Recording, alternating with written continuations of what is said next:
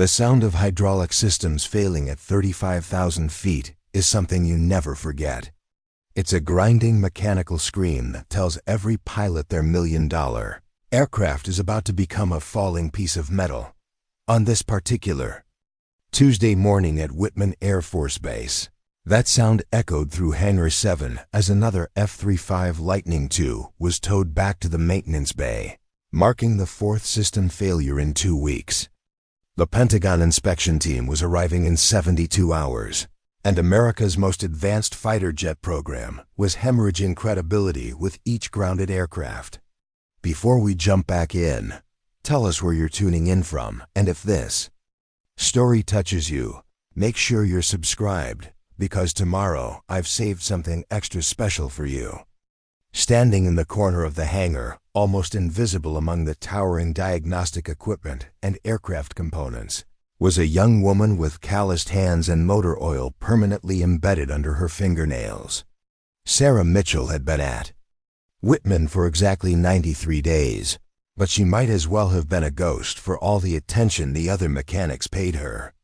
She wore the same regulation coveralls as everyone else, pulled her auburn hair back in the same practical ponytail, and carried herself with the quiet confidence of someone who understood machines better than most people understood themselves. What made her different wasn't her gender, though she was one of only 12 women among the base's 300 maintenance personnel. What made her different wasn't her age, though at 28 she was younger than most specialists working on the F-35 program. What made her different was the bright pink toolbox she carried everywhere, a pristine piece of equipment that looked completely out of place in the utilitarian world of military aviation maintenance. The toolbox had belonged to her grandmother, Eleanor Mitchell, who had spent 40 years fixing aircraft engines in civilian hangars across the Pacific Northwest. Eleanor had painted it hot pink in 1987 as a deliberate provocation to the male-dominated aviation world, declaring that if her tools were going to stand out, they might as well make a statement. Sarah had inherited it along with something far more valuable than the tools themselves, an understanding of aircraft systems that went beyond technical manuals and diagnostic computers. The morning that would change everything began like any other at Whitman Air Force Base. Dawn broke across the Nevada desert with the harsh clarity that comes from air so dry it seems to absorb sound itself. The base stretched across 18 square miles of scrubland and concrete, its runways carved into the landscape like scars that would be visible from orbit. At 600 hours, the first maintenance shift gathered in Hangar 7 for the daily briefing, their boots echoing against polished concrete floors that reflected the overhead fluorescent lights in harsh white rectangles. Sarah arrived exactly 7 minutes early, as she had every day since her assignment to Whitman. She set her pink toolbox on the workbench assigned to her in the far corner of the hangar, the same spot she'd claimed on her first day when it became clear that no one was particularly interested in making space for the new arrival. The toolbox gleamed under the industrial lighting, its cheerful color a stark contrast to the military green and gunmetal gray that dominated every other surface in the facility. Tech Sergeant Mike Thompson caught sight of the toolbox and shook his head with the kind of weary disappointment that suggested this wasn't the first time he'd had to deal with what he considered unprofessional behavior. Thompson was a 20-year veteran of aircraft maintenance, a man whose hands could diagnose engine problems by touch alone and whose reputation for getting birds back in the air was legendary throughout the Air Force. He commanded respect through competence and expected the same from everyone under his supervision. "Mitchell," Thompson called out, his voice carrying the kind of authority that made conversation stop and attention focus. "You planning on doing your nails between maintenance checks, or is that thing actually supposed to contain tools?" The comment drew chuckles from several of the younger airmen, particularly Airman First Class Tyler Brooks, who was still young enough to think that mocking someone else might somehow elevate his own standing in the group. Brooks was 22, fresh out of technical school, and possessed the dangerous combination of limited experience and unlimited confidence that made him eager to prove he belonged among the seasoned professionals. "Maybe she's planning to paint the F-35s to match," Brooks added, emboldened by the laughter his comment had generated. "Could call it the lightning pretty variant." Sarah's expression didn't change as she opened the pink toolbox and began laying out her equipment with methodical precision. Each tool had its designated place, and she arranged them with the kind of care that spoke to years of practice and respect for the instruments of her trade. The tools themselves were impressive to anyone who knew what to look for: precision. Instruments that had been maintained and calibrated to tolerances that exceeded military standards. Specialty equipment that wasn't typically found in standard issue toolkits. And diagnostic devices that seemed almost too advanced for someone of her rank and apparent experience. "Those are some interesting toys you've got there," observed Staff Sergeant Lisa Chun, who had been watching Sarah's preparation routine with professional curiosity. Chun was one of the few people on the base who hadn't immediately dismissed Sarah as just another transfer looking to coast through a safe assignment.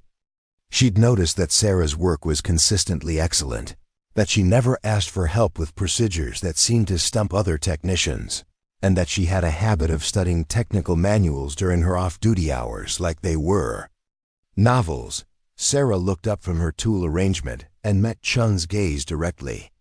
"My grandmother always said that taking care of your tools was the first step in taking care of everything else."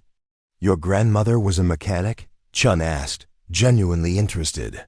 40 years in civilian aviation," Sarah replied. "She taught me that aircraft don't care about your rank or your gender or what color your toolbox is. They only care whether you understand how they work and whether you respect what they can do to you if you make a mistake." Captain David Rodriguez entered the hangar at exactly 6:15, carrying a clipboard thick with maintenance reports and wearing the expression of a man who'd been dealing with increasingly bad news for several weeks running. Rodriguez was the kind of officer who'd earned his position through technical competence rather than administrative skill, and he took pride in running a maintenance operation that kept aircraft mission ready regardless of the challenges thrown at them. The recent string of F-35 failures was testing that pride in ways that made him question whether he truly understood the aircraft he was responsible for maintaining. "Listen up, people," Rodriguez announced, his voice cutting through the ambient noise of the hangar. "We've got another bird down as of 0530 this morning. Tail number 125078 experienced complete hydraulic system failure during a routine training flight. Pilot managed to bring her home, but the aircraft is grounded until we can determine what caused the failure and ensure it won't happen again." The news drew groans and muttered complaints from the assembled maintenance crew. This was the fourth F-35 to experience significant system failures in the past 2 weeks, and each incident was adding pressure to an already strained maintenance schedule. The Pentagon inspection team was due to arrive on Friday, and their assessment would determine whether Whitman's F-35 program continued to receive funding and support, or whether the entire operation would be transferred to a facility with a better track record for aircraft reliability. Preliminary diagnostics suggest the failure originated in the secondary hydraulic circuit. Rodriguez continued, consulting his clipboard. "Standard protocol says we replace the entire system and run a full diagnostic sweep." Preparing and narrating this story took us a lot of time, so if you are enjoying it, subscribe to our channel. It means a lot to us. Now back to the story. "Thompson, I want our best people on this," Rodriguez said sharply. "We can't afford another setback before the inspection." Thompson gave a firm nod. "Yes, sir. I'll assign Johnson and Martinez to the hydraulics. We'll have the bird operational in 48 hours. "Make it 36, Rodriguez countered. "We need every aircraft ready for the demo flights on Friday." As the meeting wrapped up and the crews dispersed to their tasks, Sarah stayed behind at her workstation, eyes locked on the F-35's hydraulic schematics displayed on her tablet. She hadn't been officially tasked with hydraulics work, but weeks of analyzing failure logs had led her to believe there was something deeper at play, a pattern suggesting the issue went beyond random part malfunctions. The F-35 Lightning II was meant to represent the peak of American aerospace design, a stealthy, multi-role jet with cutting-edge tech and unparalleled adaptability. But like all intricate machines, it was only as strong as its weakest link. And Sarah was beginning to believe that the breakdowns weren't isolated mechanical failures, but symptoms of a broader systemic issue, one that the current diagnostics weren't catching. Her grandmother had once taught her to treat aircraft like living organisms. Every system within them influenced the others, and stress in one area could ripple across the whole structure, creating failures that might not show up until the aircraft was pushed to its limits. Unfortunately, most maintenance routines focused on individual systems in isolation, rarely accounting for how they interacted under pressure. Sarah's analysis revealed something those standard checks had overlooked. Each failure had occurred after the aircraft endured high-stress operations, intense maneuvers at altitude, extreme weather, or long-duration flights. The affected systems varied, leading most to assume the causes were unrelated. But Sarah had a different theory. These were not isolated problems, but signs of a single underlying flaw. Later that afternoon, Tyler Brooks strolled over to her station during a break, curiosity piqued by her intense focus. "What's got you so locked in?" he asked, glancing at her tablet.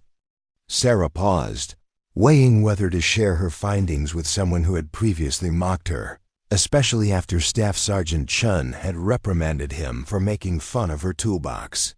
"I've been going over the past month's failure reports," she said. "There's a pattern that caught my eye." "Thompson thinks it's just bad parts," Brooks said. "Quality control issues, maybe bad luck." "Maybe," Sarah replied cautiously. "But it could be something more systemic." Brooks leaned in to examine the complex system diagram on her screen.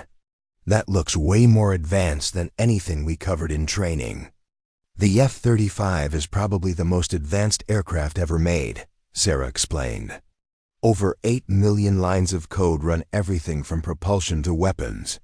When systems are this interconnected, minor issues can spiral into major ones, and it's not always easy to see how."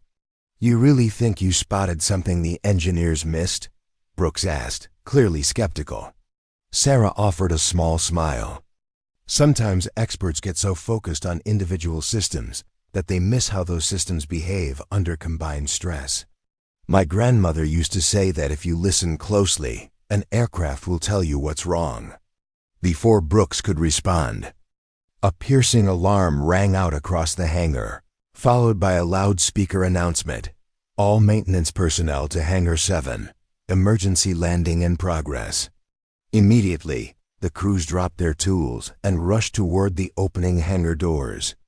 Outside, an F-35 was limping in for landing, damage clearly visible on its starboard wing.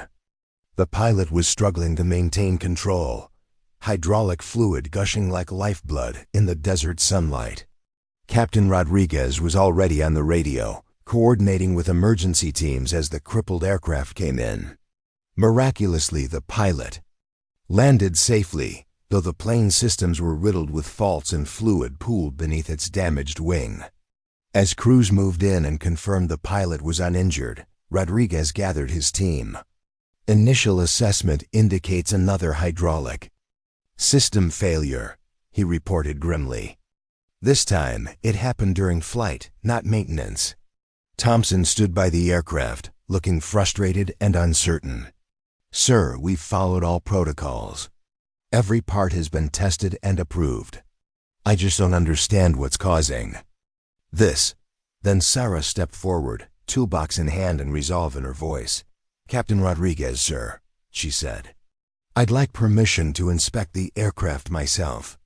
Rodriguez turned to her, surprised. Sarah had been at Whitman for 3 months, but she'd been assigned to routine maintenance tasks rather than complex diagnostic work. Mitchell, this is going to require our most experienced people. We can't afford to have someone learning on the job when we're dealing with system failures this serious. Sir, Sarah said respectfully but firmly, I believe I might be able to identify what's causing these failures. I've been analyzing the pattern of incidents, and I think we might be looking at a systemic issue rather than random component failures. Thompson's expression suggested that he was not particularly interested in theories from someone who carried a pink toolbox and had been working on the base for less than 100 days. Mitchell, these aircraft are worth $90 million each. This isn't the time for experimentation or unproven theories. Sarah met Thompson's gaze steadily. Sergeant, what if I told you that I think I know exactly what's causing these failures and how to prevent them from happening again? The hangar fell silent except for the distant sound of emergency vehicles and the cooling engines of the damaged F-35. Everyone was looking at Sarah now. From the seasoned veterans who'd been working on military aircraft for decades to the young airmen who were still learning the basics of maintenance procedures. Captain Rodriguez studied Sarah's face, looking for any sign that she was overestimating her abilities or making claims she couldn't support. What he saw was the quiet confidence of someone who understood something that everyone else had missed, combined with the kind of certainty that only came from genuine expertise. All right, Mitchell, Rodriguez said finally. Show us what you've got. As Sarah opened her pink toolbox and began removing specialized diagnostic equipment that seemed far more advanced than anything in the standard maintenance kit, Sergeant Thompson realized that he might have seriously underestimated the quiet young woman who'd been working in the corner of his hangar for the past 3 months. The tools she was handling with casual familiarity were precision instruments that he'd only seen used by senior engineers and specialized technicians with decades of experience. Staff Sergeant Chun watched Sarah's preparation with growing fascination. The woman who'd been dismissed as just another transfer was handling equipment with the kind of expertise that suggested extensive training and experience that went far beyond what her personnel file indicated. The pink toolbox that had been the subject of mockery and jokes was revealing itself to be a collection of diagnostic instruments that most maintenance crews could only dream of having access to. Sarah approached the damaged F-35 with the methodical precision of someone conducting a complex investigation rather than a routine maintenance check. She connected her diagnostic equipment to access points that many of the watching maintenance personnel didn't even know existed, and began running analysis procedures that displayed data streams and system readouts on portable monitors that seemed to reveal the aircraft's internal condition in unprecedented detail. As she worked, Sarah began explaining what she was finding to the assembled maintenance crew, her voice calm and professional despite the fact that she was essentially conducting a master class in advanced aircraft diagnostics in front of people who had initially dismissed her as inexperienced. The F-35's hydraulic systems are designed with multiple redundancies, she explained while monitoring data flowing across her screens. Under normal operating conditions, if one system fails, the backup systems can maintain full aircraft control. But what we're seeing here isn't normal system failure. We're seeing what happens when the backup systems are compromised before the primary systems fail. Thompson frowned as he watched Sarah's diagnostic procedures. The backup systems test out fine during routine maintenance checks. They test fine under static conditions, Sarah agreed. But they're failing under dynamic stress conditions that don't occur during ground-based testing. She pointed to a data stream showing system interactions that most people had never seen displayed in real time. Look at these interaction patterns. When the aircraft is operating under high stress, multiple systems are drawing power and hydraulic pressure simultaneously. The backup systems are designed to handle individual system failures, but they're not designed to handle the cascading load that occurs when multiple systems are operating at maximum capacity. Captain Rodriguez studied the data Sarah was displaying. beginning to understand the implications of what she was showing them. "You're saying the failures aren't caused by faulty components. The components are fine," Sarah confirmed. "The problem is in the system integration. The aircraft's computer systems are managing individual subsystems perfectly, but they're not accounting for the cumulative stress that occurs when multiple systems are operating simultaneously under extreme conditions." As Sarah continued her explanation, it became clear that she wasn't just identifying the problem, but was demonstrating a level of understanding about the F-35 systems that exceeded what most people had thought possible. The pink toolbox that had been the subject of mockery was revealing itself to contain diagnostic capabilities that were helping to solve a problem that had been plaguing the entire base for weeks. The young woman who had been invisible in the corner of the hangar was stepping into a spotlight that would change everything about how people saw her, how they understood the aircraft they worked on, and how they approached the complex challenges of maintaining America's most advanced fighter jet. The recruits who had mocked her pink toolbox were about to discover that they had been working alongside someone whose expertise could save not just their careers, but potentially the entire F-35 program at Whitman Air Force Base. The tension in the hangar was palpable as Sarah connected more diagnostic equipment to the damaged F-35.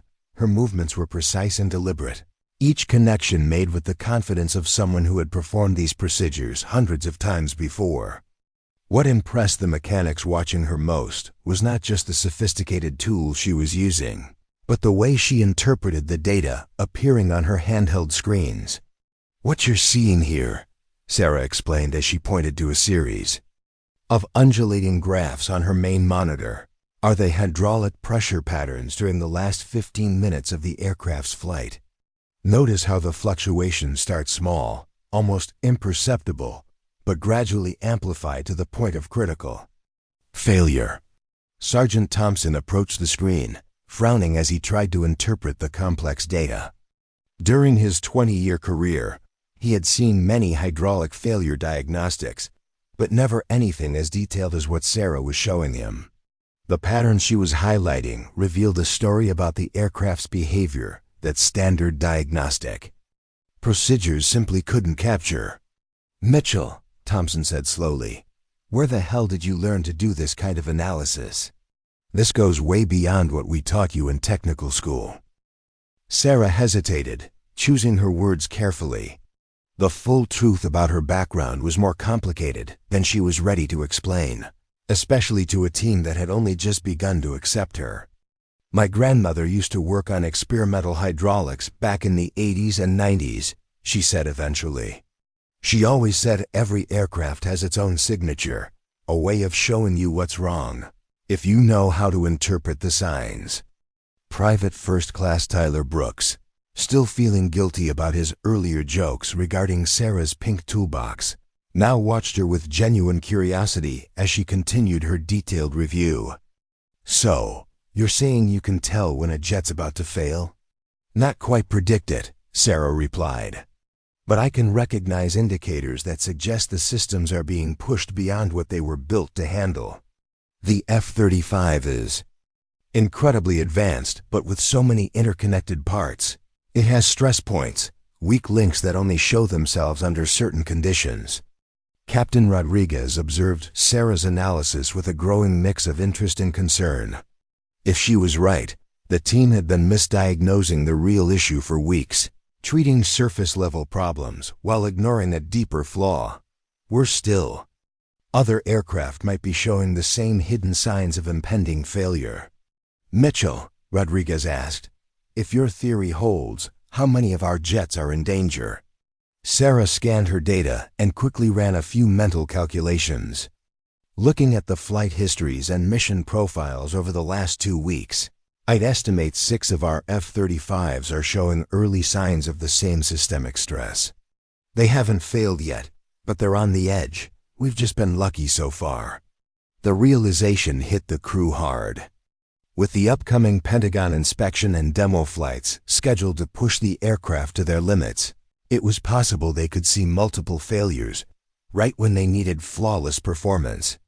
Master Sergeant Lisa Chun, who had been quietly following Sarah's work, finally spoke. "Are you suggesting we intentionally underperform in the demonstrations?" "No," Sarah said firmly. "What I'm saying is we need to adjust how we operate the aircraft. The issue isn't the flying. It's that our maintenance protocols don't account for how the systems interact under combined stress. The planes can handle the extremes, but we have to recalibrate how backup systems kick in when the primaries are overwhelmed." Thompson folded his arms, visibly torn. "You're talking about changing procedures developed by top aerospace engineers. That's not something we do lightly." Sarah met his gaze. "And what's riskier, making evidence-based adjustments, or continuing with protocols that clearly aren't catching the real problems?" Before Thompson could reply, the overhead speakers crackled. "Captain Rodriguez to Command Center." "Captain Rodriguez, report immediately." Rodriguez exited quickly, leaving the hangar's atmosphere changed. Without the captain there, the maintenance crew began asking more direct questions, their skepticism giving way to cautious interest. "All right," Thompson said. "Let's assume you're right. What's the fix?"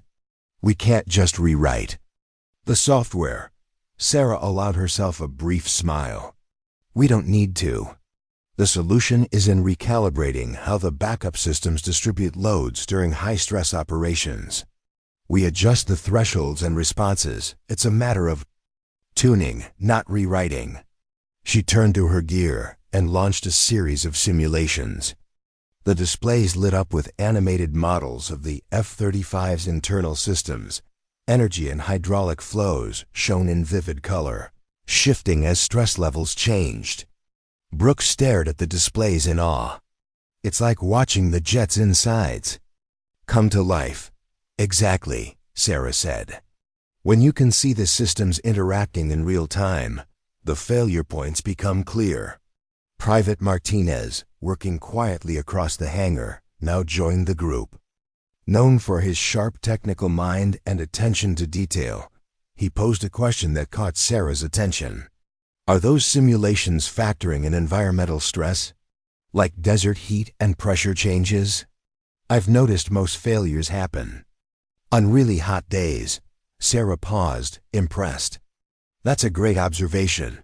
Most tests use ideal lab conditions. Let's adjust the simulation to match our local climate." She inputted the typical temperature and humidity profiles of Whitman Air Force Base into the system. The results were stark. What had previously looked like safe margins now appeared dangerously narrow under real-world conditions. "Damn," Thompson muttered, studying the updated projections. "These birds are running a lot closer to the edge than we thought." "Not only that," Sarah added, "but it means that conditions here at Whitman are particularly challenging for the F-35 systems. The extreme desert heat, low humidity, and rapid temperature fluctuations create an operating environment that amplifies the systematic stress points we've already identified." Chun nodded with a look of growing realization. "So it's no coincidence that we're seeing more failures here than other F-35 bases have reported." "Correct, Sarah." "Confirmed. Other bases operating F-35s are located in environments with more moderate conditions. Whitman represents one of the most challenging operating environments for these systems, which means that problems that would eventually appear in other locations are manifesting here first and more severely." The conversation was interrupted by the return of Captain Rodriguez, who entered the hangar walking quickly and carrying a tablet with a grim expression. Behind him was a man in uniform whom most of the maintenance crew did not immediately recognize, Colonel James Harrison, the base commander, whose presence in the maintenance hangar signaled that the situation had escalated significantly. "Everyone," Rodriguez announced. "Colonel Harrison is here because we just received word that the Pentagon inspection team will arrive tomorrow morning, one day ahead of schedule. They want to conduct demonstration flights immediately to Pooh, assess our operational readiness." The hangar fell silent as the implications of this news sank in.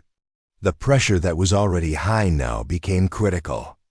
Any failure during the demonstrations would not only end the F-35 program at Whitman, but could affect the future of the entire F-35 program if the inspectors concluded that the problems were systemic rather than location-specific.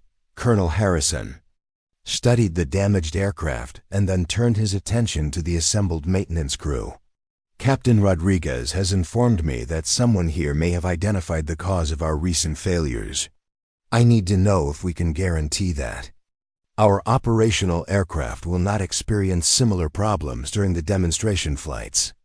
Thompson glanced at Sarah, clearly reluctant to push the responsibility onto someone with so little time at the base, but also recognizing that she seemed to have an understanding of the problems that exceeded anyone else present. "Sir," Sarah said, addressing Colonel Harrison directly, "I believe I can not only identify which aircraft are at risk, but also implement modifications that will allow for safe operations during the demonstrations." Harrison studied Sarah carefully, noting the difference between her apparent age and the confidence with which she was talking about modifications to systems in $90 million aircraft. "And what are your qualifications for making such modifications, soldier?" Sarah straightened her shoulders, knowing that this was the moment when her credibility would be established or destroyed. "Sir, prior to my transfer to Whitman, I worked on the development of experimental hydraulic systems for combat aircraft.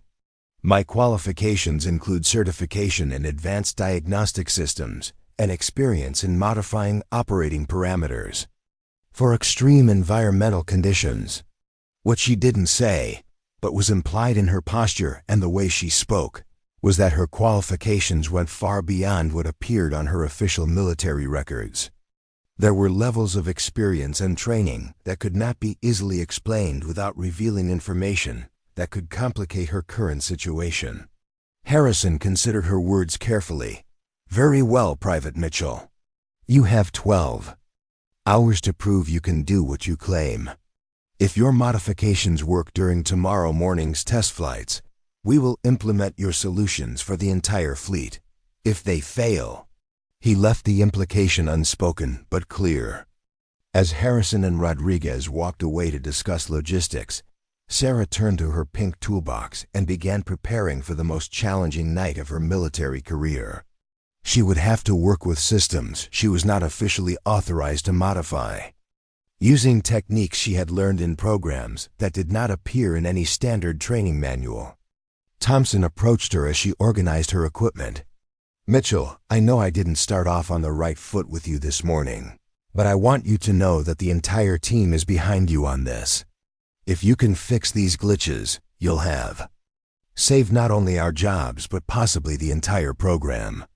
Sarah looked around the hangar, seeing the faces of the mechanics who had looked at her that morning as a stranger with a pink toolbox, but who now watched her with a mixture of hope and respect. The weight of responsibility was immense, but it was also exactly the kind of challenge she had been trained for, even if that training had taken place under circumstances she couldn't discuss openly. "Let's make this work," she said simply, and began the work that would determine whether the F-35 program at Whitman Air Force Base would survive or become just another footnote in the history of American military aviation. The next 12 hours would test not only her technical skills, but her ability to work under extreme pressure while maintaining secrecy about the true origins of her expertise. The young mechanic with the pink toolbox was about to find out if she could save a multi-billion-dollar aviation program without revealing secrets that could change her life forever. The hangar lights hummed overhead as Sarah worked through the night. Her pink toolbox opened beside 3 F-35 Lightning II fighters that represented the future of American air superiority. Each aircraft was worth more than most people would see in 10 lifetimes, and she was about to modify their core systems based on theories that existed nowhere in official technical manuals. The weight of responsibility should have been crushing, but instead, Sarah felt the familiar calm that came from working on problems that others considered impossible. Her first target was tail number 125091, an aircraft that had logged significant flight hours and high-stress training exercises over the past month. According to her analysis, this F-35 was showing the earliest warning signs of the systematic stress patterns that had caused the recent failures. If she could successfully recalibrate its systems and prove they could handle extreme operational demands, she would have a template for modifying the entire fleet. Tech Sergeant Mike Thompson had volunteered to stay through the night as her assistant, partly out of professional curiosity and partly out of a growing recognition that Sarah's approach to aircraft maintenance was unlike anything he had encountered in his 20-year career. He watched as she connected diagnostic equipment that seemed to communicate with the F-35 systems in ways that revealed layers of operational data he had never known existed. "Talk me through what you're doing," Thompson said as Sarah began, entering modification parameters into a laptop connected directly to the aircraft's flight management computer. "I want to understand how this is different from standard recalibration procedures." Sarah paused in her typing, considering how to explain complex system interactions in terms that wouldn't require years of specialized training to understand. "Think about how your body responds when you're exercising intensely," she said. "Your heart rate increases, your breathing becomes deeper, your muscles demand more oxygen. All of these systems have to coordinate perfectly, or you collapse from exhaustion." She gestured toward the F-35's internal systems display, where dozens of interconnected components were represented as glowing nodes in a three-dimensional network. "The F-35's backup systems are like your body's emergency responses. They're designed to kick in when primary systems are overwhelmed. But just like your body, they have limits, and they can't sustain maximum effort indefinitely without consequences." Thompson nodded slowly, beginning to grasp the biological analogy. "So you're essentially giving the aircraft better cardiovascular conditioning?" "Exactly," Sarah confirmed. "I'm modifying how quickly the backup systems engage, how they prioritize different demands, and how they manage resource allocation when multiple systems are operating at peak capacity simultaneously. Instead of waiting for primary systems to fail before engaging backups, the aircraft will now seamlessly transition between primary and secondary systems based on real-time load analysis." As she spoke, Sarah's fingers moved across her laptop keyboard with practiced efficiency, entering code that modified fundamental operational parameters within the F-35's flight management system. The changes she was making went far beyond routine maintenance adjustments. She was essentially rewriting how the aircraft's computer brain decided to allocate resources during high-stress operations. Staff Sergeant Lisa Chun arrived at the hangar around midnight, carrying coffee and sandwiches for the overnight crew.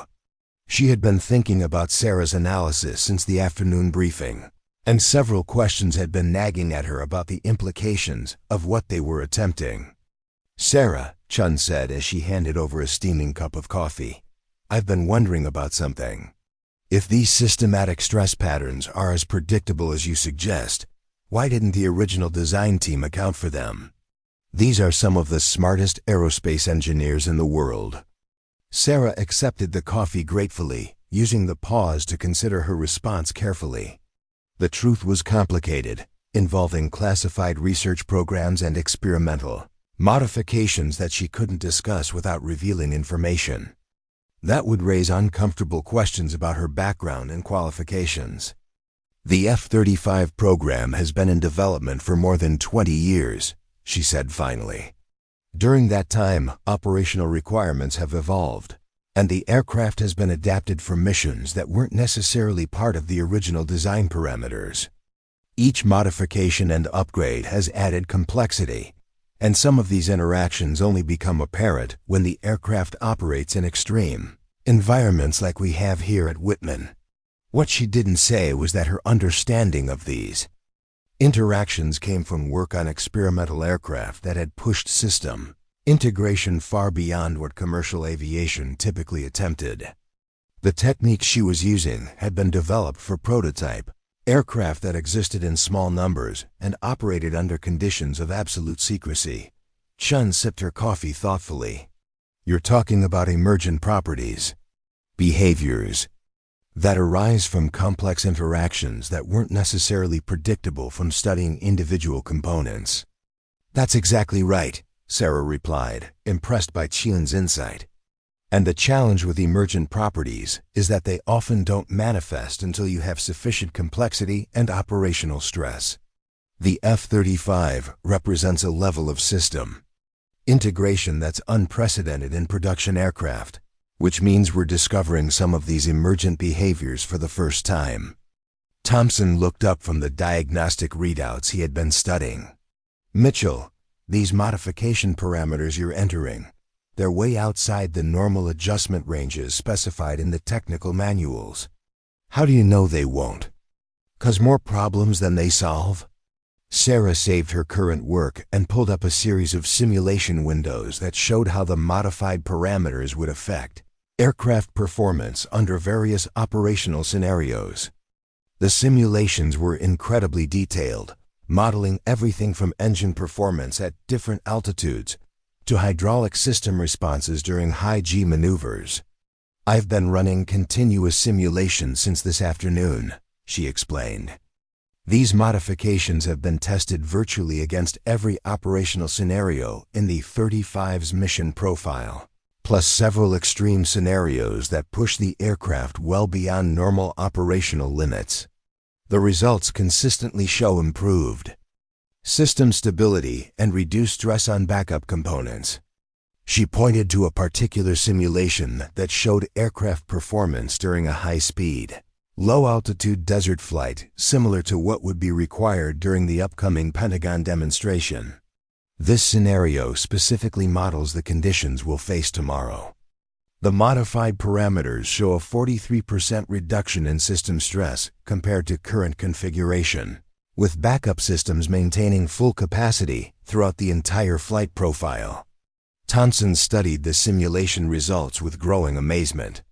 The level of modeling Sarah was conducting required computational resources and software access that he wasn't sure were available to standard maintenance personnel. Where are you running these simulations? This looks like the kind of analysis that usually requires supercomputer access. Sarah gestured toward her laptop, which was connected to several external processing units that had emerged from her pink toolbox along with her diagnostic equipment. Portable simulation environment. It's not as powerful as a dedicated supercomputer, but it's sufficient for real-time analysis of single aircraft modifications. The casual way she mentioned having a portable supercomputer in her toolbox made Thompson realized that there were aspects of Sarah's background and capabilities that went far beyond what appeared in her personnel file. The equipment she was using represented a level of technological sophistication that suggested access to resources typically reserved for senior engineers and specialized research facilities. Shun had been watching Sarah work with growing fascination, noting the unconscious competence with which she handled complex procedures that would challenge most senior technicians. Sarah, can I ask you something personal? Your grandmother who taught you about aircraft systems, what kind of work was she really doing? Because what you're showing us goes way beyond civilian aviation maintenance. Sarah's hands paused over her keyboard for just a moment before continuing their work. My grandmother was involved in some experimental programs during the Cold War. A lot of her work was classified, and she never talked about the details.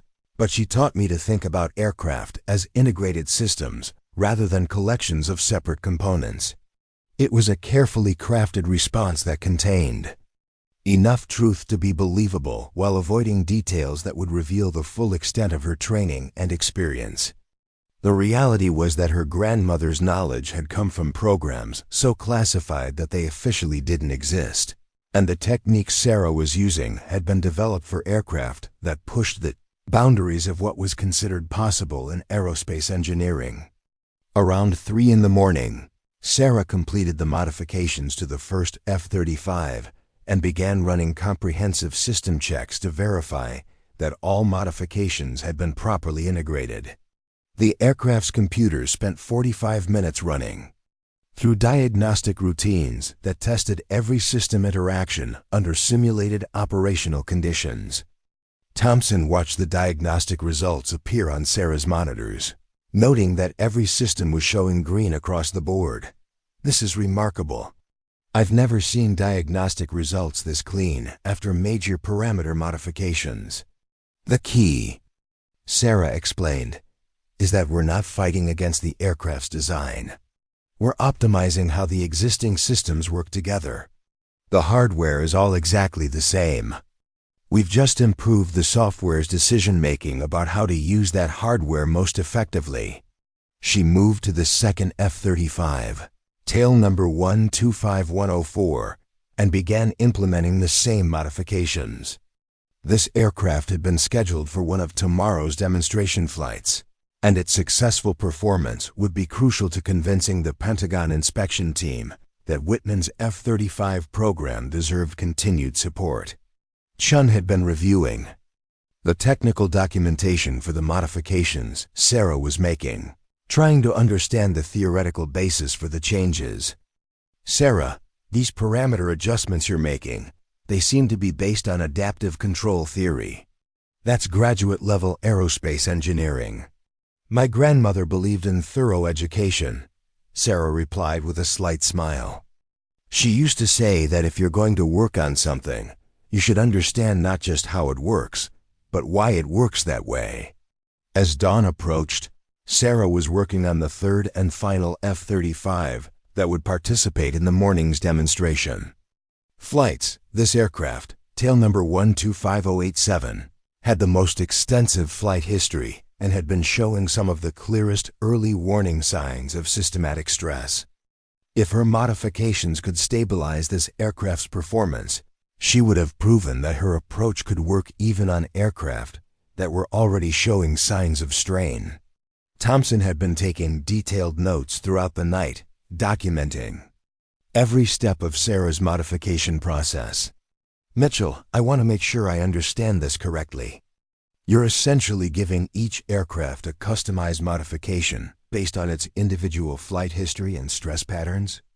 "Exactly," Sarah confirmed. "Just like individual athletes respond differently to training regimens, individual aircraft develop their own operational characteristics based on their service history. The modifications I'm making account for these individual variations while optimizing overall system performance." She finished the final modifications just as the first light of dawn was appearing through the hangar's eastern windows. 3 F-35 Lightning, 2 fighters set ready for the most important test flights in the history of Whitman Air Force Base's aviation program. Each aircraft had been individually optimized based on Sarah's analysis of systematic stress patterns, and each represented a potential solution to problems that had been plaguing the entire F-35 program. Captain Rodriguez arrived at the hangar at 600 hours sharp, followed closely by Colonel Harrison and a small group of Pentagon inspection officials who had arrived during the night. The inspection team consisted of 3 senior Air Force officers, 2 civilian aerospace engineers, and a Department of Defense program manager, whose expression suggested that he was not particularly optimistic about what he would find at Whitman. "Status report," Rodriguez requested as he approached Sarah's workstation, where diagnostic monitors were still displaying real-time system data from all 3 modified aircraft. Sarah stood at attention, fatigue evident in her posture but her voice clear and confident. "Sir, modifications have been completed on all 3 demonstration aircraft. System diagnostics show optimal performance across all operational parameters, and simulation testing indicates 43% improvement in system stability under high-stress conditions." Colonel Harrison studied the diagnostic readouts with the kind of careful attention that suggested he understood more about aircraft systems than his administrative position might indicate. "And you're confident these modifications will prevent the type of failures we've been experiencing?" "Sir," Sarah replied, I'm confident that these modifications address the root cause of the systematic stress patterns that have been causing our failures. The aircraft will perform better under extreme conditions, with significantly reduced risk of backup system overload. One of the Pentagon inspectors, a civilian engineer named Dr. Patricia Kellerman, approached Sarah's workstation with obvious skepticism. "Young lady, these modification parameters you've implemented are far outside standard maintenance protocols. On what authority did you make changes to multi-million-dollar aircraft without proper engineering review?" The challenge in Dr. Kellerman's voice made it clear that she viewed Sarah's work as potentially reckless endangerment of valuable military assets. The tension in the hangar was palpable as everyone waited for Sarah's response, knowing that her answer could determine whether the demonstration flights would proceed or whether the entire program would be grounded pending formal investigation. Sarah met Dr. Kellerman's gaze directly, her expression calm despite the enormity of what was at stake. "Ma'am, these modifications are based on comprehensive analysis of system interactions under operational stress conditions. While the specific parameters fall outside standard protocols, they are well within the aircraft's design tolerances and represent optimization rather than fundamental changes to aircraft systems." Dr. Kellerman frowned, clearly not satisfied with that explanation. "What are your qualifications for making such determinations? According to your personnel file, you've been at this base for less than 4 months. Before Sarah could respond, Thompson stepped forward. "Ma'am, I've been working on military aircraft for 20 years, and I've never seen anyone demonstrate the level of system understanding that Specialist Mitchell showed last night. Her analysis identified problems that our entire maintenance team had missed, and her solutions are backed by simulation data that I've reviewed personally." Chun added her support as well. "Dr. Kellerman, the modification specialist Mitchell, implemented are based on sound engineering principles and comprehensive testing. Every change has been verified through simulation and diagnostic analysis." Colonel Harrison raised his hand to silence the discussion. "The question of authorization and qualifications can be addressed after we determine whether these modifications actually work. Dr. Kellerman, I understand your concerns, but we have 3 aircraft that are ready for flight testing and a demonstration schedule that cannot be delayed." He turned to Sarah with an expression that made clear this was her moment of ultimate accountability. "Specialist Mitchell, you have one chance to prove that your modifications work. If these aircraft perform successfully during this morning's demonstrations, your innovations will be implemented fleet-wide. If they fail, you will face formal investigation for unauthorized modification of military assets."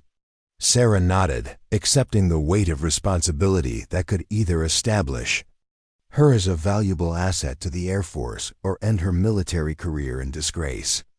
Everything she had worked for, everything she had risked by revealing her capabilities, now depended on whether 3 modified F-35 fighters could perform flawlessly under the scrutiny of Pentagon inspectors who were looking for any excuse to terminate Whitman's aviation program.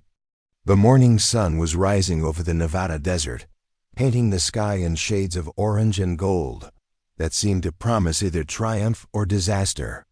In a few hours, the most important test flights in the base's history would determine not just the fate of the F-35 program at Whitman, but the future of a young maintenance specialist whose pink toolbox had become the symbol of innovation, challenging established protocols. The morning briefing room at Whitman Air Force Base had never felt smaller than it did at 0730 hours, packed with Pentagon officials, test pilots, and maintenance personnel whose careers hung in the balance of the next 4 hours. Major Rebecca Torres, the lead test pilot selected for the F-35 demonstration flights, stood at the front of the room reviewing flight parameters that would push the modified aircraft through every operational scenario the Pentagon evaluation team considered critical for program assessment. Sarah sat in the back corner, her pink toolbox at her feet and a portable diagnostic tablet in her lap, monitoring real-time system data from the 3 aircraft she had spent the night modifying. The wireless connection she had established with each F-35's flight management computer allowed her to observe system performance continuously, watching for any indication that her modifications might be causing unexpected interactions or instabilities.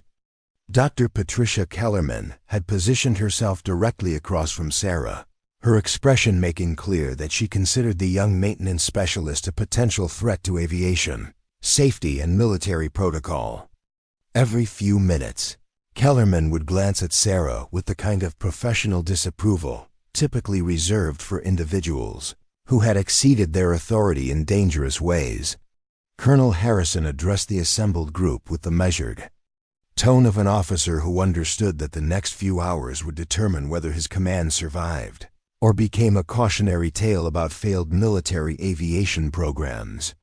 Ladies and gentlemen, today's demonstration flights will evaluate 3 primary operational scenarios that represent the full range of F-35 capabilities in desert combat environments. He gestured toward a large display screen showing topographic maps of the test ranges surrounding Whitman Air Force Base. Flight Alpha will conduct high-speed, low-altitude navigation through Canyon Sector 7, simulating penetration of hostile airspace under radar-evading conditions. Flight Bravo will demonstrate air-to-air combat maneuvers at maximum operational altitude, including sustained high G turns and rapid acceleration sequences. Flight Charlie will execute precision ground attack simulations, requiring rapid transitions between different flight modes and weapon system configurations. Major Torres stepped forward to address the technical aspects of the flight profiles. Each demonstration flight will push our aircraft to operational limits that exceed routine training parameters. The Canyon Sector 7 run requires sustained, low-altitude flight through terrain that allows minimal margin for error. The air-to-air combat simulation involves maneuvers that place maximum stress on hydraulic and flight control systems. The ground attack simulation requires rapid system reconfiguration under time pressure. She paused, looking directly at Sarah before continuing. These flights will definitively test whether recent system modifications can handle the kind of operational stress that has caused our recent failures. Sarah felt the weight of every gaze in the room as Major Torres spoke. The flight profiles being described were exactly the scenarios her simulations had modeled, but the difference between computer simulations and actual flight operations was the difference between theory and reality. Her modifications had tested perfectly in virtual environments, but aircraft systems could behave unpredictably when subjected to the complex stresses of actual flight. General Marcus Webb, the senior Pentagon official leading the evaluation team, consulted his notes before addressing the room. The Department of Defense has invested significant resources in the F-35 program, and Whitman Air Force Base represents a critical testing environment for desert operations. Today's demonstrations will determine whether this facility continues to receive program support or whether F-35 operations are consolidated at installations with better reliability records. The implication was clear. Failure during today's demonstrations would not just end careers, but would shut down Whitman's F-35 program entirely, transferring aircraft, personnel, and mission responsibilities to other bases with proven track records for operational success. Captain Rodriguez, who had been monitoring Sarah's diagnostic displays, approached her workstation with obvious concern. "Mitchell, I'm seeing some unusual readings from aircraft 12 to 5091. Can you explain what these parameters indicate?" Sarah examined the data streams flowing across her tablet, noting the patterns that had caught Rodriguez's attention. "Sir, those readings are actually positive indicators. The aircraft systems are automatically load balancing in ways that weren't possible before the modifications. What you're seeing is the backup systems engaging proactively rather than reactively, which distributes operational stress more evenly across all components." She highlighted specific data points that showed how the modified aircraft was managing power distribution and hydraulic pressure during pre-flight system checks. Under the previous configuration, the aircraft would maintain primary systems at maximum capacity until failure forced backup engagement. The modifications allow seamless transition between primary and backup systems based on real-time demand analysis, which significantly reduces the probability of catastrophic failure. Dr. Kellerman had been listening to this exchange with growing skepticism. "Specialist Mitchell, you're describing system behaviors that would require fundamental changes to the F-35's operational software.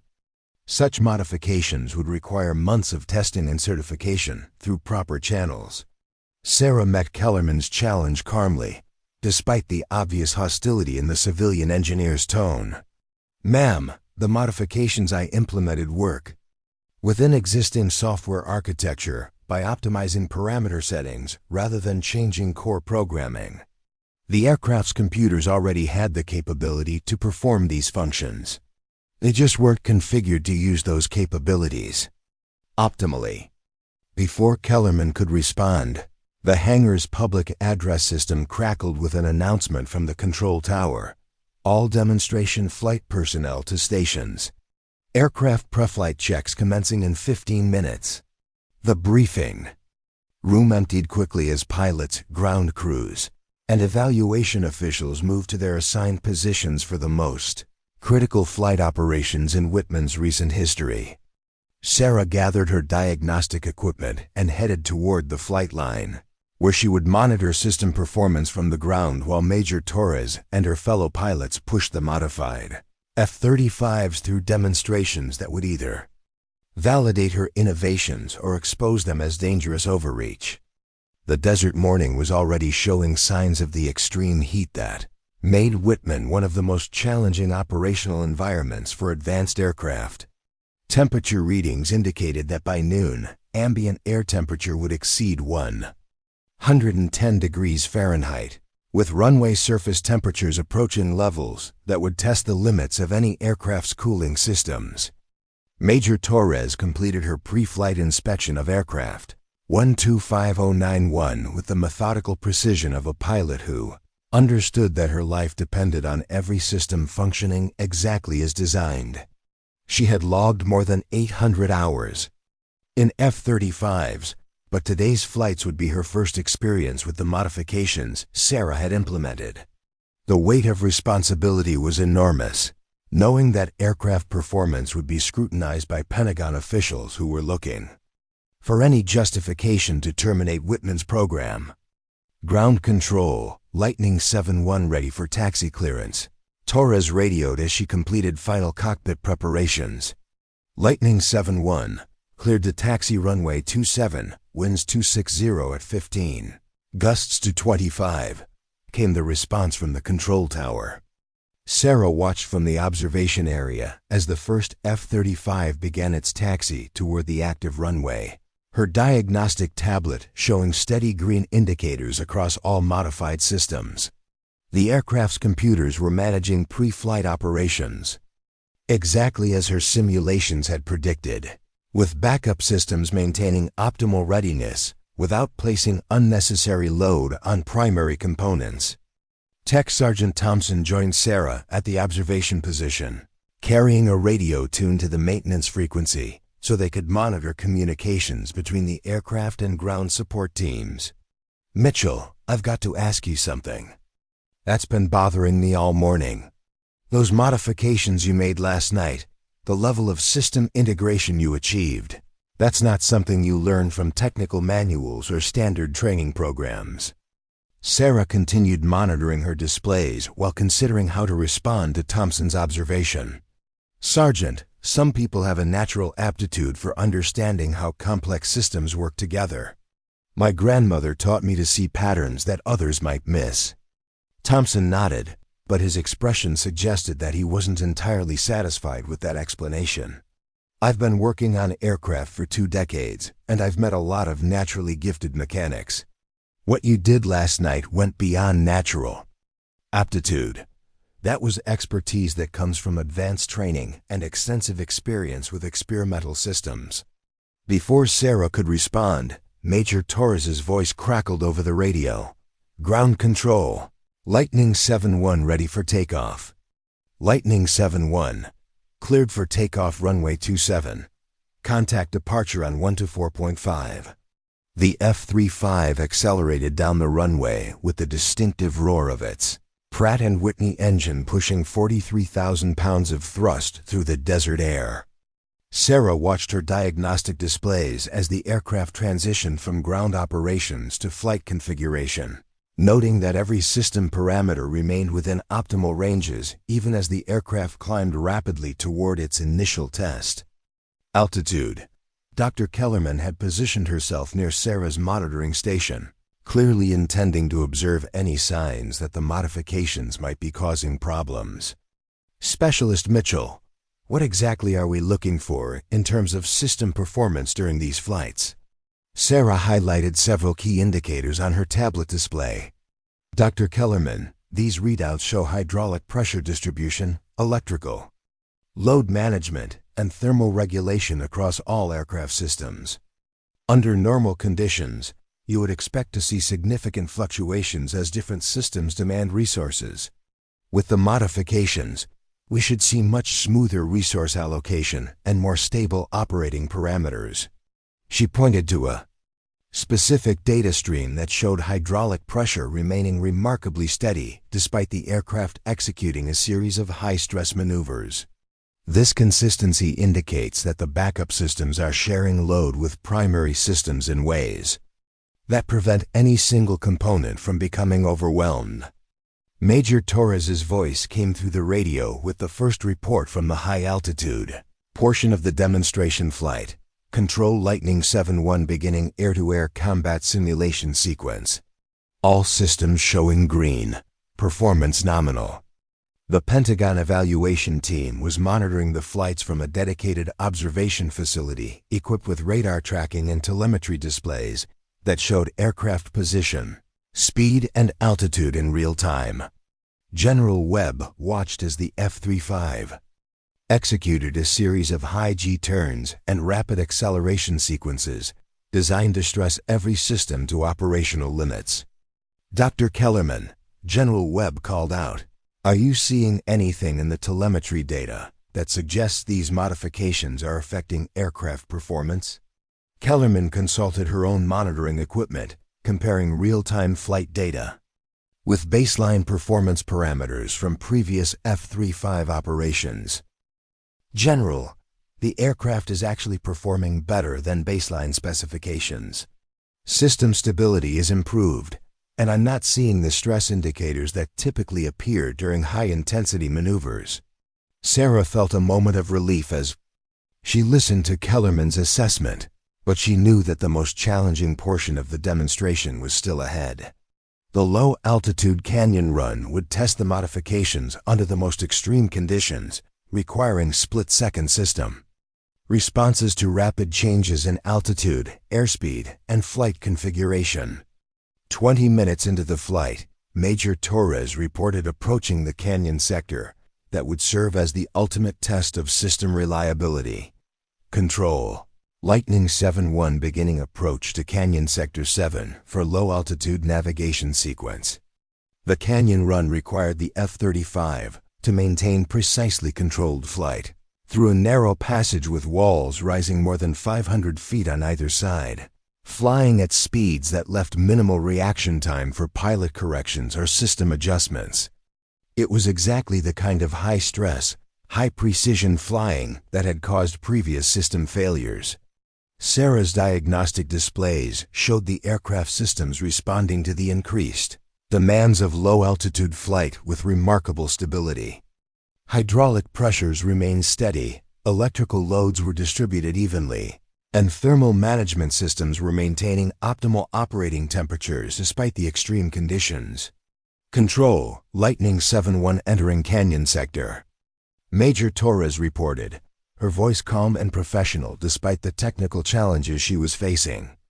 Aircraft systems performing exceptionally well, no anomalies detected. Staff Sergeant Chun, who had been monitoring communications from the aircraft, looked at Sarah with obvious admiration. "Sarah, those modifications are working exactly like you predicted. The aircraft is handling stress loads that would have caused failures under the previous configuration." The successful completion of the first demonstration flight provided validation for Sarah's approach. But 2 more flights remained, each designed to test different aspects of F-35 capabilities under extreme operational conditions. Aircraft 125104 was already taxiing for takeoff to begin the precision ground attack simulation, which would require rapid transitions between different flight modes and weapon system configurations. Captain Rodriguez approached Sarah's monitoring station as the second aircraft prepared for takeoff. "Mitchell, I want you to know that regardless of how the remaining flights go, what you accomplished last night was remarkable. You identified a problem that our entire maintenance team had missed, and you implemented a solution that's proving effective under actual operational conditions." Sarah appreciated Rodriguez's acknowledgement, but she remained focused on the diagnostic data streaming from the second aircraft as it began its takeoff roll. The ground attack simulation would test different system interactions than the air-to-air combat demonstration, requiring rapid reconfiguration of sensors, weapon systems, and flight controls in ways that placed unique stresses on the aircraft's computers and hydraulic systems. As aircraft 125104 climbed toward its initial demonstration altitude, Sarah noticed subtle differences in system behavior compared to the first aircraft. Each F-35 had its own operational history and individual characteristics, and the modifications she had implemented were customized to account for these differences.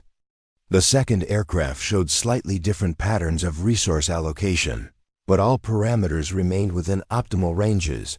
Dr. Kellerman had been studying Sarah's diagnostic displays with growing professional interest, her initial skepticism beginning to give way to recognition that the modifications were producing measurable improvements in aircraft performance.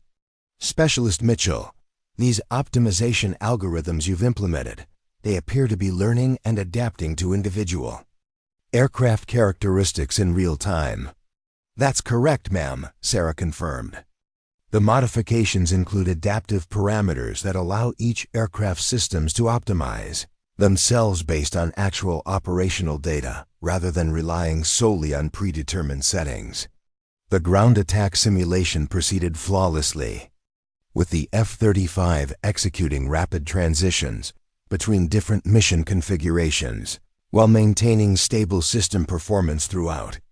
The precision required for simulated weapons delivery placed extreme demands on flight control and navigation systems, but Sarah's modifications ensured that backup systems shared these loads seamlessly with primary components. By the time the third and final demonstration flight was completed, it was clear that Sarah's modifications had not only solved the systematic failure problems that had been plaguing Whitman's F-35 program, but had actually improved overall aircraft performance beyond previous operational standards. The Pentagon evaluation team was reviewing telemetry data that showed consistent improvement across every measured parameter. General Webb addressed the assembled personnel as the demonstration flights concluded. "Ladies and gentlemen, today's flights have demonstrated F-35 performance that exceeds our expectations for this operational environment. The modifications implemented by Specialist Mitchell appear to have addressed the systematic issues that were threatening this program." He turned to Sarah directly, his expression showing a mixture of professional respect and obvious curiosity about her background and capabilities. "Specialist Mitchell, the Department of Defense will be very interested in implementing your innovations across the entire F-35 fleet. We'll need detailed documentation of your modification procedures and the theoretical basis for your approach." Sarah felt a moment of concern as she realized that wider implementation of her modifications would require revealing technical knowledge and methodologies that might raise questions about her background and training that she wasn't prepared to answer. The success of the demonstration flights had solved the immediate crisis, but it had also created new challenges that could complicate her carefully maintained cover identity. Dr. Kellerman approached Sarah as the evaluation team began preparing their reports. Specialist Mitchell, I owe you an apology for my skepticism this morning. Your modifications represent a significant advancement in aircraft system optimization, and I'd like to discuss the possibility of collaboration on future development projects. The offer was flattering, but Sarah recognized that accepting such collaboration would require revealing technical expertise and theoretical knowledge that would inevitably lead to questions about her qualifications and background that she couldn't answer without compromising operational security protocols that extended far beyond her current assignment. As the immediate celebration of successful demonstration flights began to wind down, Sarah realized that her success had created a new set of challenges that would test her ability to maintain her cover while continuing to contribute her expertise to programs that could benefit from her unique knowledge and capabilities. The young maintenance specialist with the pink toolbox had proven her worth, but that proof had also attracted attention that could complicate her mission in ways she was only beginning to understand. 3 weeks after the demonstration flights that saved Whitman's F-35 program, Sarah Mitchell found herself in a position she had never anticipated when she first arrived at the desert base with her pink toolbox and carefully constructed background. The Pentagon had fast-tracked implementation of her modifications across the entire F-35 fleet, and her name was now associated with what senior Air Force officials were calling the most significant advancement in fighter aircraft reliability in decades. The irony was not lost on her. Success had brought exactly the kind of attention she had spent years learning to avoid. The quiet maintenance specialist who had worked invisibly in the corner of Hangar 7 was now fielding requests for technical consultations from aerospace contractors, military research facilities, and congressional oversight committees interested in understanding how a relatively junior enlisted person had solved problems that had stumped teams of senior engineers. Dr. Patricia Kellerman had become an unexpected ally in managing these requests, serving as a buffer between Sarah and the various organizations that wanted to recruit her expertise for their own projects. During their collaboration on documenting modification procedures for fleet-wide implementation, Kellerman had developed a professional respect for Sarah's capabilities that went beyond mere technical competence. Sarah, Kellerman said as they worked together in the temporary office that had been established for the fleet modification project, I've been reviewing your technical documentation, and I have to say that your approach to system integration theory is unlike anything I've encountered in 20 years of aerospace engineering. Sarah looked up from the laptop where she was preparing training materials for maintenance crews who would be implementing her modifications at other bases. Thank you, Dr. Kellerman. I've always believed that aircraft systems are more than the sum of their individual components. Kellerman studied Sarah's face with the kind of analytical attention that suggested she was still trying to understand how someone with Sarah's apparent background had developed such sophisticated expertise. Sarah, can I ask you something directly? Your personnel file shows standard technical training and civilian aviation experience, but the work you're doing demonstrates knowledge that typically requires advanced graduate education and extensive research experience.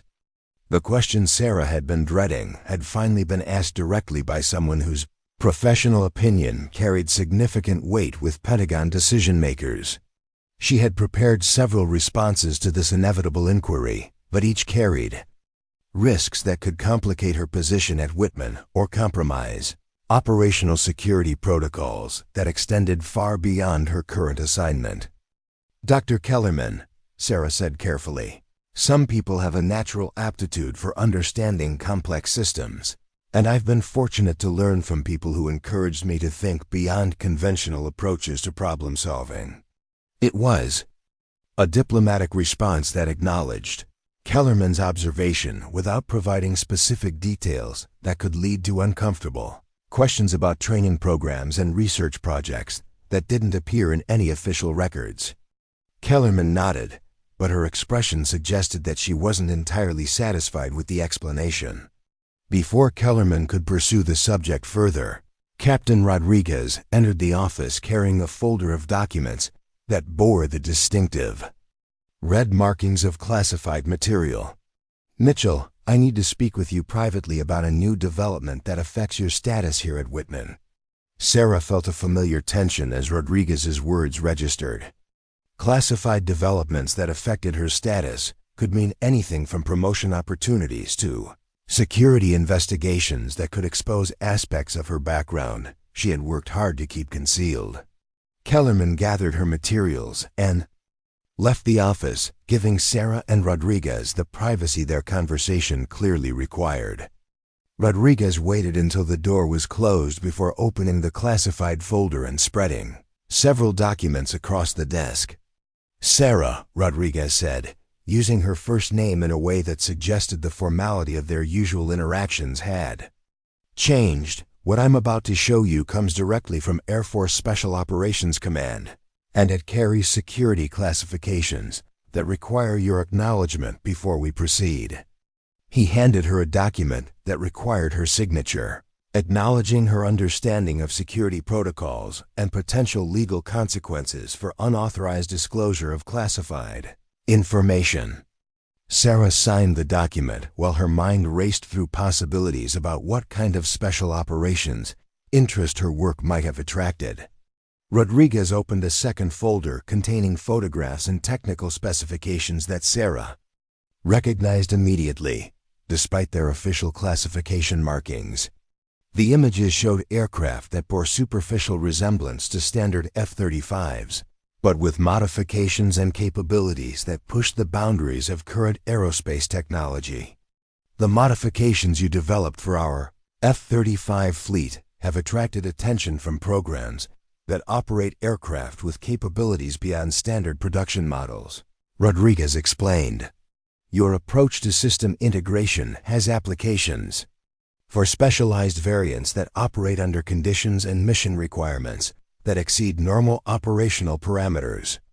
Sarah studied the classified photographs, noting modifications that aligned with theoretical work she had encountered during her previous assignments. The aircraft in the images were clearly designed for missions that required performance capabilities far beyond what conventional F-35s were expected to achieve. "Captain," Sarah said, "what exactly is being requested of me?" Rodriguez consulted his notes before responding. "Special Operations Command wants to offer you a transfer to a facility where you would work on optimization projects for aircraft that officially don't exist. The work would involve the same kind of system integration theory you applied here, but applied to experimental platforms with classification levels that would require significant background investigation and security clearance upgrades." The offer represented both an opportunity and a potential threat to Sarah's carefully maintained cover identity.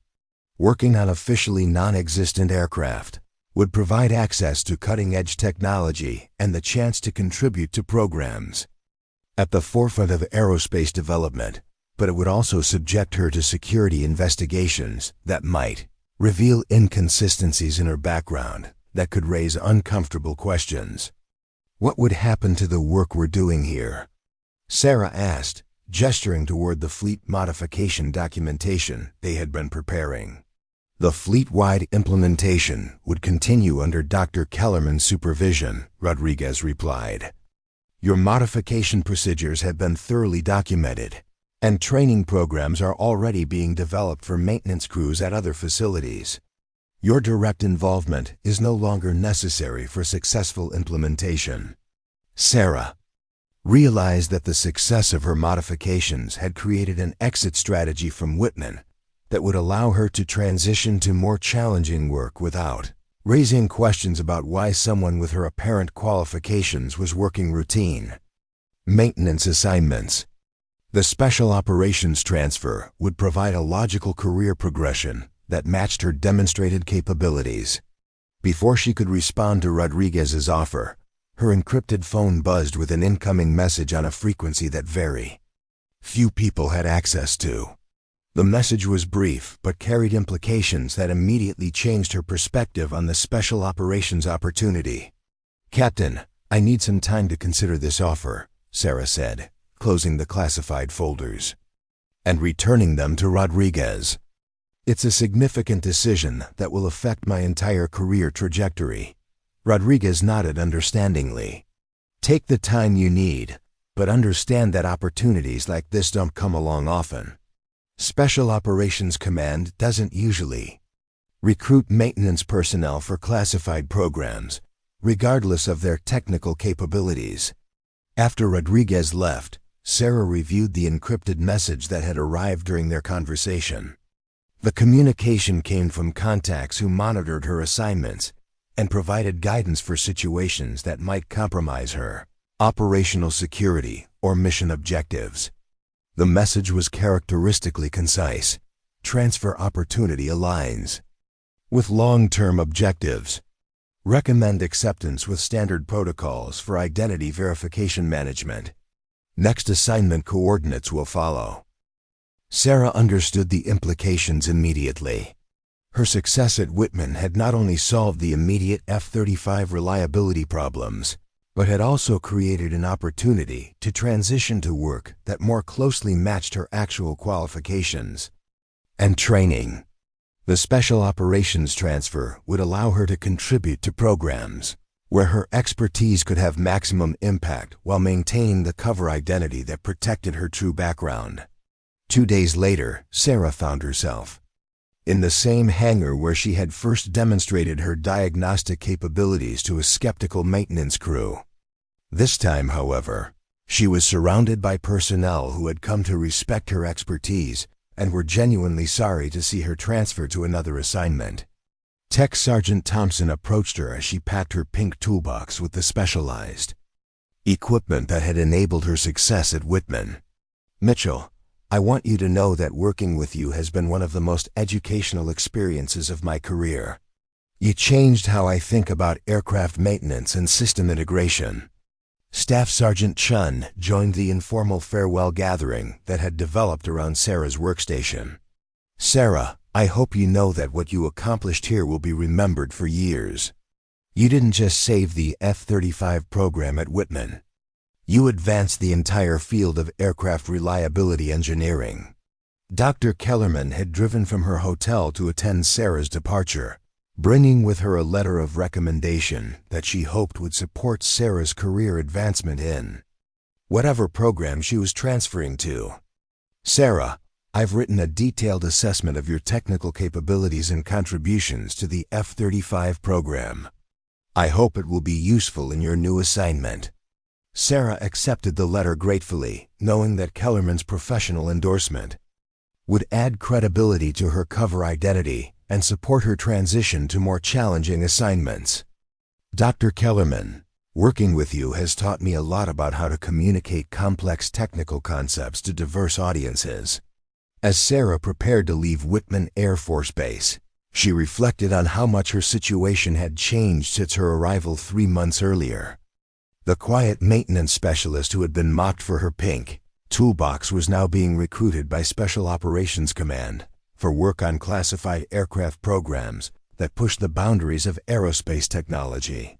Captain Rodriguez arrived to escort Sarah to the airfield where transportation was waiting to take her to her new assignment. "Sarah, I've received confirmation that your transfer has been approved at the highest levels. Your new commanding officer is expecting someone with exceptional capabilities, and I've assured him that you exceed those expectations." The flight to her new assignment took Sarah across landscapes that gradually changed from Nevada desert to mountainous terrain that suggested a location far removed from conventional military installations. The aircraft that transported her was unmarked and flew without filing standard flight plans, indicating that her destination was among the facilities that operated outside normal military protocols. Her new base was hidden in a valley surrounded by peaks that provided natural concealment from satellite observation, with runways and facilities that had been designed to minimize their visibility from aerial reconnaissance.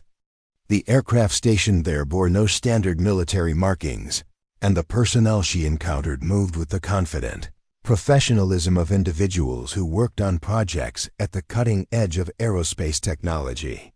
Colonel Janet Walsh, who commanded the facility, greeted Sarah personally upon her arrival.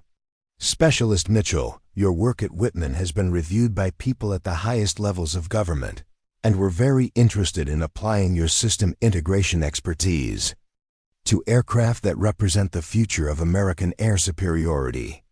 She led Sarah to a hangar that contained aircraft unlike anything in the standard military inventory, machines that incorporated technology decades ahead of production models and capabilities that existed nowhere in published specifications.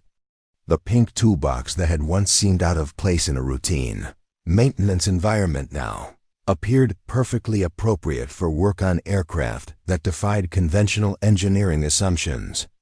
As Sarah began her first day at the new facility, she realized that her journey from misunderstood maintenance specialist to recognized expert had brought her to exactly where her skills and training could have maximum impact.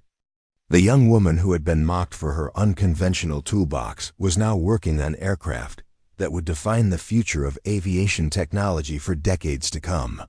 6 months later, maintenance crews across the entire F-35 fleet were implementing the optimization procedures that Sarah had developed at Whitman Air Force Base.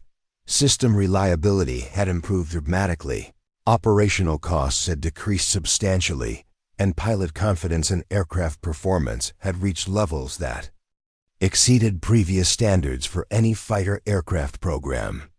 Tech Sergeant Thompson, who had been promoted to maintenance supervisor following the success of the Whitman modifications, often told new personnel about the quiet specialist with the pink toolbox who had revolutionized how they understood aircraft system integration.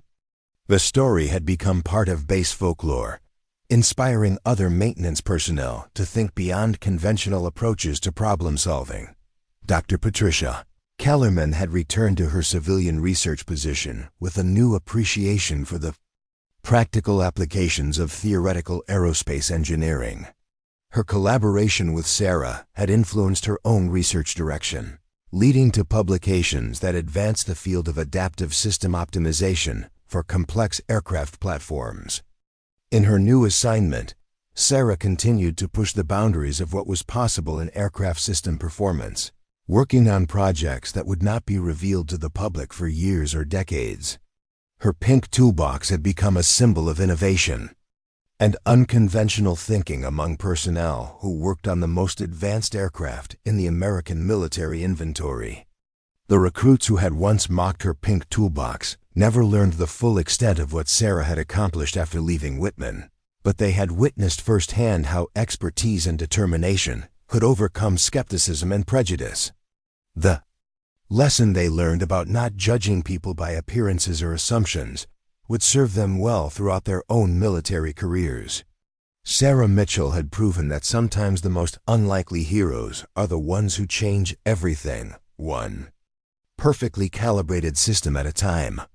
Her legacy lived on not just in the improved performance of aircraft she had modified, but in the changed attitudes of everyone who had learned that true expertise doesn't always come in the packages we expect. Up next, you've got 2 more standout stories right on your screen. If this one hit the mark, you won't want to pass these up. Just click and check them out.